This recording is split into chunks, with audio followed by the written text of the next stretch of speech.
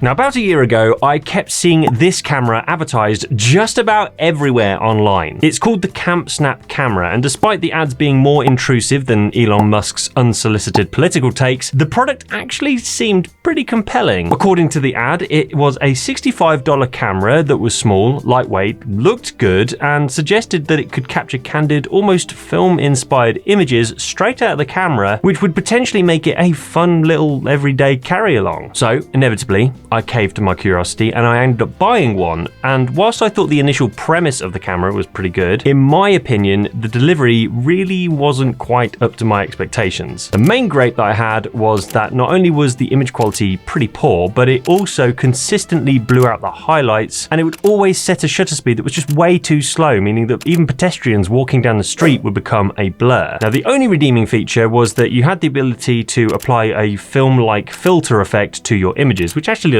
pretty good. The catch though was that these had to be pre-installed onto the camera using your computer before you even went out shooting, and you could only install one of these filters at a time, so you really did have to commit to the look that you wanted, which I personally felt really limited my creativity. But despite my disappointment, I still loved the concept, and ever since internally I've been wishing that someone would just develop a camera just like it, but one that addressed all the issues that I highlighted. Well, fast forward to September of last year, and I spotted an ad on Instagram for a camera called RetroSnap. Now, much like the original CampSnap camera, this newcomer was a smaller, portable point-and-shoot with the same $65 price tag, but it potentially provided a much more flexible shooting experience with more on-camera controls and interchangeable photo filters that you could switch between using the camera itself. So I reached out to them and they said that they would send me a unit for review once samples came available. Fast forward again to,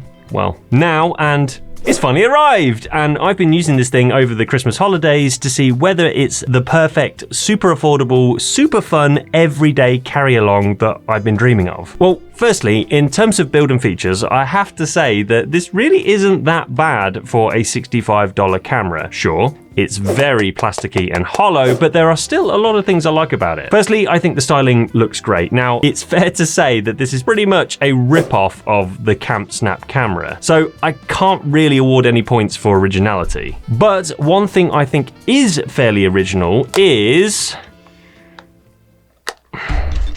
Hold the line.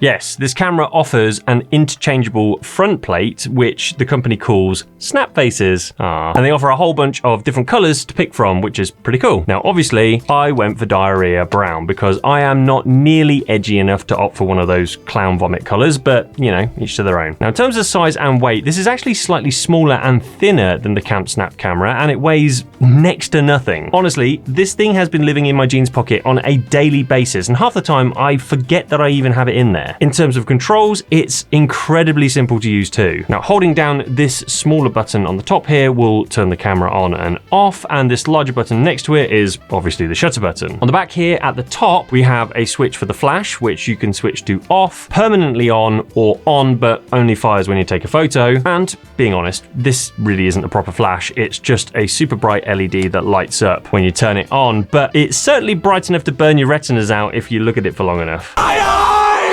Finally, on the back here, there's actually a small display panel, which actually looks pretty crisp given the low price of this camera. Now, although you can't obviously review your images on the back of it, it does at least display the battery life, how many photos you've taken, and also the current filter mode, of which there are 5 to pick from, but we'll talk about those a bit more a little later on. For now though, considering that you can't use this rear screen to compose your shots, they have added a very basic viewfinder thing up here, which is just a tunnel style design with no heads-up display or anything fancy like that. The only issue is mine's faulty. Literally, the day this camera arrived in my postbox, I also received an email from RetroSnap that stated that they'd had reports that some of the cameras they'd shipped had faulty viewfinders, and as luck would have it, mine appears to be one of the messed up ones. Now, as you can see, when peering through this little window, the image you can see is more blurred than a photo of Bigfoot. I should also mention though that in the email, RetroSnap did state that any customers who received a faulty camera would be able to contact them and they will help to fix the issue. I'm assuming by either providing a replacement or a refund or both. So hopefully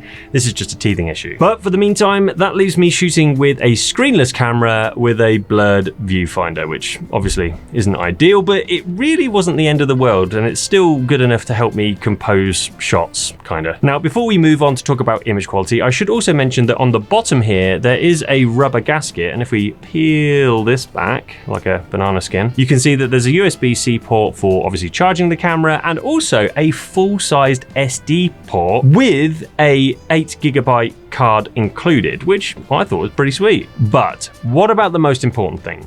Image quality. Well, unfortunately, this is where I think RetroSnap have slightly dropped a bollock. So unfortunately, much like the original CampSnap camera that I reviewed a while back, the 8-megapixel images that this camera produces are pretty poor quality. Rather than looking retro in a disposable film camera kind of way, the photos are just a little bit mushy, low resolution snaps, which really isn't the look I was hoping for. The good news is that it does at least appear to control the exposure pretty well, and whilst dynamic range is far from being perfect, it's still miles ahead of the performance that I got from the original CampSnap camera. But what about the filter effects? Will these be able to save the day? Well, as I mentioned before, there are 5 filters to choose from, including standard, which is, well, just a standard photo, mono, which, as you might have guessed, is a high contrast black and white effect, Japan, and retro, which give you kind of a subtle retro look, but honestly, I really can't tell that much difference between them. And then finally, there's vivid, which obviously boosts the saturation slightly and is probably my favorite of the bunch for reasons we'll cover in just a moment. Now, unfortunately, as you may have already spotted, these filter effects are somewhat ruined by the fact that the white balance on this camera appears to be painfully off. Every shot that I managed to capture looked super blue, and whilst at first I thought this might have just been caused by all of the snow messing with the white balance or something, I noticed that even the shots that I took indoors were just way too cold. All of them except for the few shots that I took using the vivid filter, because for some reason when shooting in this mode, the white balance seems to work correctly, or at least it makes the photos look a little bit more natural. So as it stands, unless you really like the idea of capturing images that look colder than a polar bear's nutsack, the vivid and mono modes are pretty much the only 2 usable options for now, which is a bit of a shame. The other gripe I have is the fact that every photo has a timestamp baked into the corner, and unfortunately there doesn't seem to be any way to remove this. At least I wasn't able to find one, and there's no mention of a way to remove it in the included instruction manual. Now, whilst I appreciate that adding timestamps these days is somewhat of a trend, I personally don't want this to appear on every single image I take, so not being given the option to remove this in camera really does suck. Honestly, it is such a shame. I can't describe how let down I feel by this camera, because everything else it offers is pretty much what I want from a cheap, disposable-like camera. The ability to switch between multiple filter effects just by a click of a button, the simplicity of its design, the retro aesthetic, the fact that it's so small and lightweight so I can carry it around and I don't even have to think about it. Everything is right about this camera apart from the image quality, and at this moment it means that it's kind of unusable. Now, all of that said, I don't think this is the end of the road for this camera. You see, whilst the issues that I've highlighted are certainly very frustrating, most of them are potentially fixable with a simple firmware update, and I believe that if RetroSnap are able to improve the auto white balance and also provide a way of removing the timestamp on the camera, so long as you don't mind the early 2000s camcorder style image quality, this pocketable, portable, affordable option is on the brink of being a super fun means of capturing everyday life. Hello, Future Tom here, and literally 2 days after I recorded this video, I received yet another email from RetroSnap, and it seems that they are already working on version 2 of this camera. Now, according to the email that I received, it'll feature, and I quote, enhanced image and viewfinder quality, fun filters, and a brand new on-off sound feature for an even better snapping experience. Now, my hope is that they will also add to that list better white balance and also the ability to deactivate that timestamp, in which case the next version of this camera sounds pretty promising. But for now, to answer my original question, is this version 1 the cheap, fun pocket camera I've always wanted? Well, no, but it is agonizingly close. So I guess I am gonna have to wait just a little bit longer to see whether they can strike gold with this upcoming version 2.